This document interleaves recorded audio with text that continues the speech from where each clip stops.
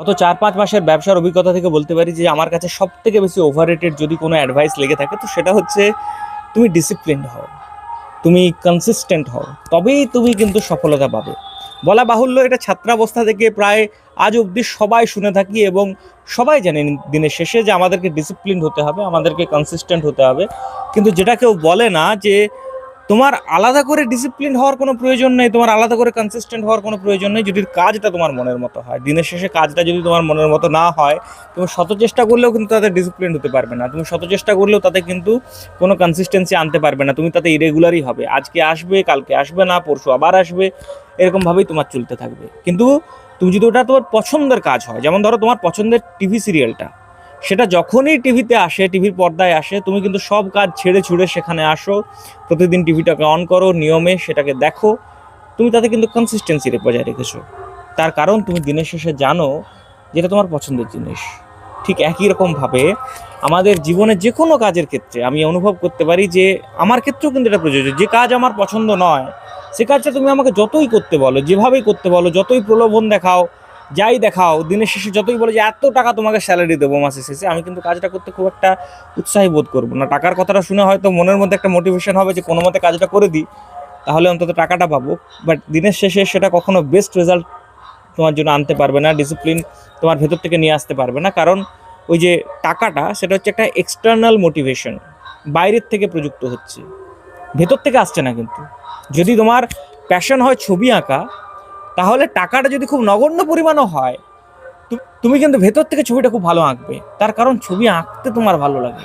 তোমার যদি পেশা হয় গান গাওয়া, তুমি যদি গান গাইতে ভীষণ পছন্দ করো, তো সেই অনুষ্ঠানের জন্য যদি তোমাকে কেউ বলে বিনা পারিশ্রমিকে তোমাকে অনুষ্ঠানটা করতে হবে, 100 লোকের মাঝে তোমাকে গাইতে হবে, তুমি হয়তো দ্বিতীয়বার ভাববে না, কারণ তুমি গান গাওয়াটা রীতিমতো পছন্দ করো।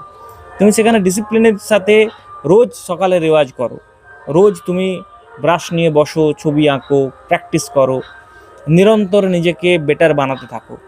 এই যেমন ধরো আজকে আমি দুপুরের ভাত খেয়েছি বিকেল 5টার সময়, এখন বাজছে ঘড়িতে 6:30, মানে ঘন্টা দেড়েক আগে আমার খাওয়া শেষ হয়েছে।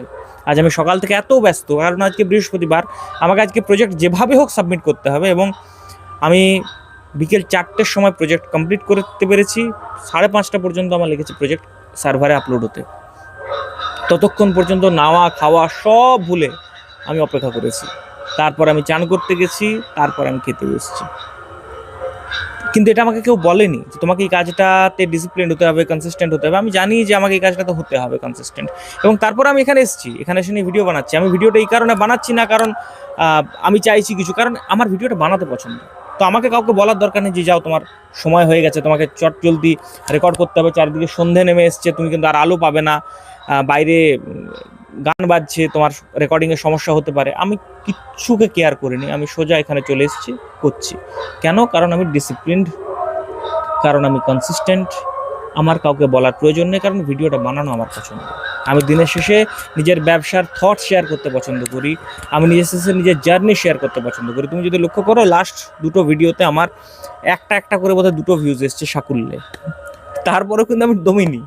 তারপরে ইউটিউব বলতে পারবে না যে তুমি কিন্তু আসনি, পরের দিন আবার শো অফ করোনি, না আমি করেছি। আবার তুমি যদি খেয়াল করে দেখো, আমি কিন্তু এখনো পর্যন্ত একদিনও তোমার মনে হবে না যে ইনকনসিস্টেন্ট রয়েছি ভিডিও বানাতে, বা নিজের জার্নির ব্যাপারে তোমার সাথে শেয়ার করতে, বা বিজনেস আপডেট দিতে, বা আমার থটস শেয়ার করতে। প্রত্যেকটা কাজ কিন্তু আমি নিয়মভাবে করে গেছি।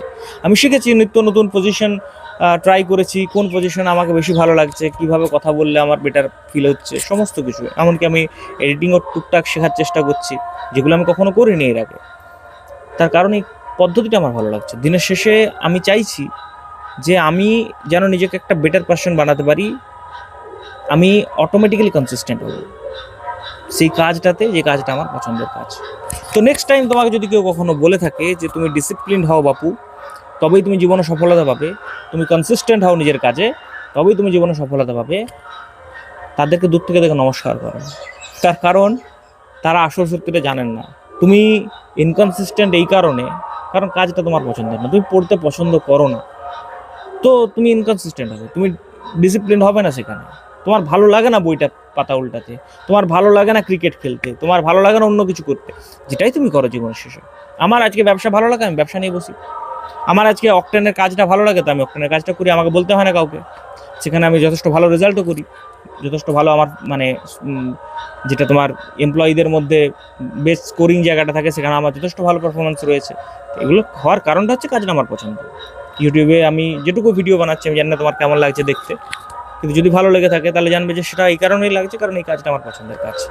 তো যে কাজ তোমার পছন্দের কাজ সে কাজে তোমাকে ডিসিপ্লিন হওয়ার জন্য কাউকে বলবার প্রয়োজন নেই, সে কাজে তোমাকে রেগুলার হওয়ার জন্য কাউকে বলবার প্রয়োজন নেই, সে কাজে তোমাকে কনসিস্টেন্সি আনার জন্য কাউকে বলবার প্রয়োজন নেই, তুমি নিজের থেকেই হবে।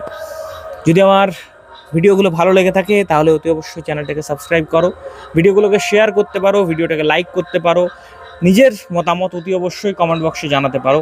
দেখা হবে আবার পরের একটা ভিডিওতে নতুন থটসের সাথে, নতুন চিন্তা ভাবনার সাথে এবং অতি অবশ্যই নতুন বিজনেস আপডেটের সাথে।